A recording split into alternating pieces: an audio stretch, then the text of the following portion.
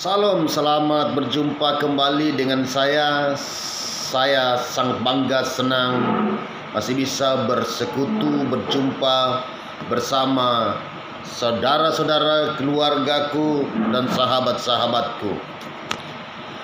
Hari ini kita akan membahas tentang doa yang tidak dijawab sehingga banyak orang kecewa. Ini masih dalam kiriman keluarga yang ada di Makassar melalui grup keluarga ya. Jadi sebahas. Saya tertarik dengan kata tunggu.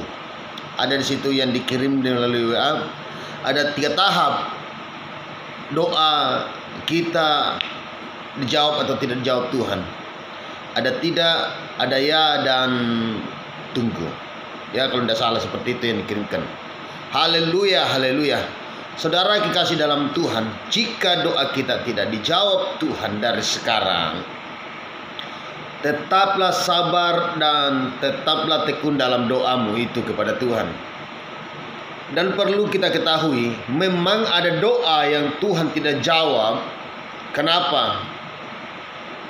Itu bukan karena keinginan dan kemauan oleh Roh Kudus, tetapi adalah doa kita itu adalah keinginan dan kemauan kita sendiri. Kita baca ayatnya di dalam Yakobus. Dari manakah datangnya sengketa? Itu semua dari hawa nafsu atau keinginan-keinginan kita. Nah, kita baca di dalam Yakobus 4. Dari manakah datangnya sengketa dan pertengkaran di antara kamu? Bukankah datangnya dari hawa nafsumu yang saling berjuang di dalam tubuhmu? Artinya keinginan kita, bukan keinginan roh ya.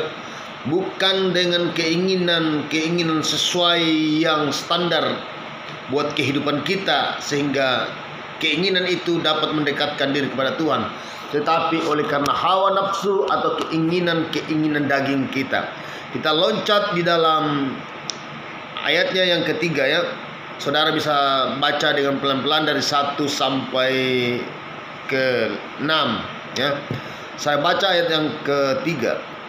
Atau kamu berdoa juga, tetapi kamu tidak menerima apa-apa karena kamu salah berdoa, sebab yang kamu minta itu hendak kamu habiskan untuk memuaskan hawa nafsumu atau keinginan dagingmu.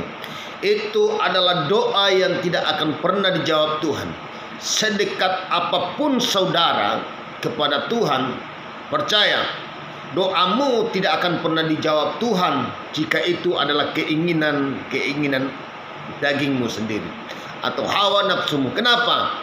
Tuhan tidak mau memberikan sesuatu kepada kita kalau kita akan jatuh di dalam keinginan kita. Berarti Tuhan sayang kepada kita itu. Dan doa yang tunggu. Kenapa ada doa yang tertunda? Kenapa ada doa yang tidak langsung dijawab Tuhan? Karena Tuhan mau memberikan yang lebih besar. Kita baca di dalam Yohanes 11 mengenai tentang Lazarus. Mungkin saudara sudah mendengarkan semua sejarah tentang ini, di mana Lazarus sudah mati berhari-hari dan sudah sangat berbau bangkai ya. Jadi itu nyata fakta bahwa dia meninggal. Perlu kita ketahui bahwa Lazarus ini serta saudaranya Marta itu adalah orang yang dikasihi Tuhan. Lalu ketika Lazarus sakit, Yesus mendengar bahwa Lazarus memang sakit. Tetapi mengapa orang yang dikasihi Yesus ini tidak langsung menyembuhkan? Bukankah Yesus punya mujizat yang selalu menyembuhkan orang sakit dan pernah membangkitkan orang mati?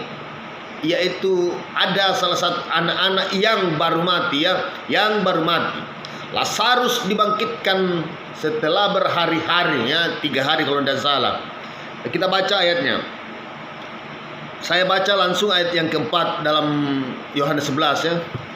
Saudara bisa membaca juga itu dengan pelan-pelan. Bunyi firman Tuhan, ketika Yesus mendengar kabar itu, ia berkata, penyakit itu tidak akan membawa kematian, tetapi akan menyatakan kemuliaan Allah. Sebab oleh penyakit itu anak Allah akan dimuliakan. Yesus memang mengasihi Marta dan kakaknya dan Lazarus. Ya, 3 saudara ini dikasih Tuhan Yesus. Namun setelah mendengarnya bahwa Lazarus sakit, ia sengaja tinggal 2 hari lagi di tempat di mana ia berada.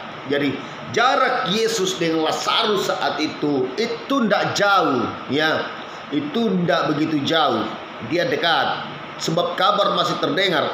Nah, pada zaman itu kenapa saya bilang katakan bahwa masih dekat? Bahwa zaman itu belum ada handphone, ya, belum ada handphone. Jadi kalau sekarang jarak jauh sampai di luar negeri pun bisa kita dengar kabar orang yang kita kasihi dan ada handphone. Dan saat itu dia bisa mendengar tanpa handphone, berarti jaraknya masih sangat dekat, ya.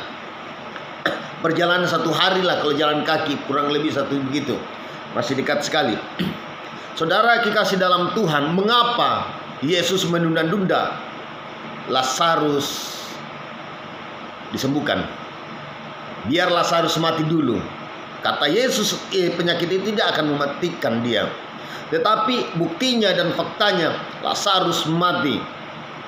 Nah, saya mau jelaskan kepada kita semua, kalau Yesus menyembuhkan Lazarus pada saat sakitnya, itu mujizat yang sangat-sangat lazim lah, atau sudah soal biasa lah di kalangan masyarakat pada saat itu. Kenapa saya katakan bahwa Yesus sudah sering kali menyembuhkan orang sakit, bahkan membangkitkan anak-anak yang baru mati. Mengapa Yesus menunda-nunda? Yesus mau supaya orang melihat bahwa memang bangkai pun, yang sudah berbau bangkai pun, Tuhan bisa membuat. Nah, pada saat Lazarus mati 3 hari, ya kalau tidak salah, di dalamnya bahasa Torajanya sekarang kita disebut patane, sudah di dalam patane, yang sudah ditutup. Dan begitu Yesus datang, semua orang melihat kepada Yesus. Mengapa engkau tidak menyembuhkan Lazarus? Mungkin ada, apakah engkau hanya mengasihi di luar saja? Tetapi saudara bisa baca ayat-ayat selanjutnya. Yesus ternyata menyembuhkan dan membangkitkan Lazarus kembali. Nah, di saat goa itu, tempat kuburan Lazarus dibuka, itu baunya keluar. Jadi semua orang menciumnya, ya, karena 3 hari, bukan main-main itu baunya. Aromanya sangat menyengat mereka. Dan ketika Lazarus keluar berjalan, maka disitulah mereka melihat luar biasanya Tuhan menjawab doa. Marta menangis di saat kakaknya, saudaranya meninggal, ya, saudaranya meninggal. Dan dia bersujud di hadapan kaki Tuhan Yesus. Ketika Yesus membangkitkan Lazarus, maka disitulah Marta melihat bahwa Tuhan, engkau memang tidak mau saya panggil datang untuk menyembuhkan kakak saya. Namun engkau mau memberikan yang terbaik buat kehidupan kami semua dalam keluarga kami.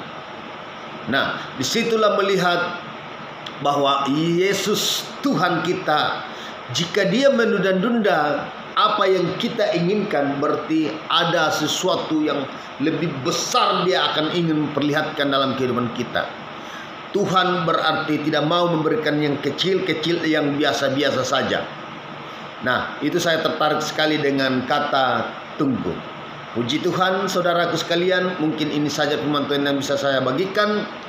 Saya senang saudara, keluargaku tetap terus belajar dalam Tuhan, sebab apa yang kita berikan kepada Tuhan belum tentu dapat membalas segala apa yang Tuhan berikan dalam kehidupan kita.